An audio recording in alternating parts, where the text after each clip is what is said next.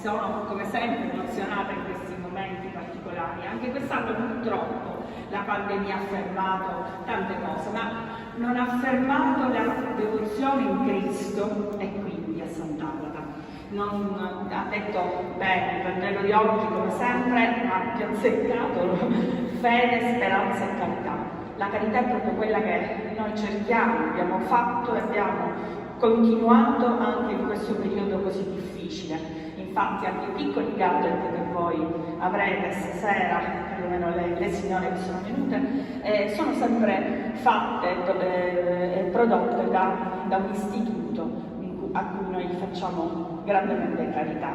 Quello che vi raccomando in quest'anno, che è un anno di cambiamento per la nostra diocesi, del nostro arcivescovo, un cambiamento probabilmente anche dei nostri direttivi quando ci saranno le elezioni.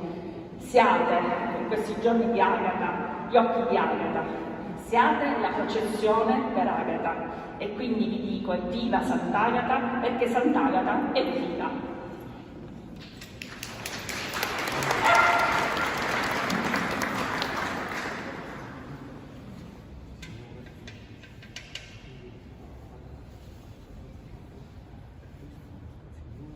Cittadini, viva Sant'Agata!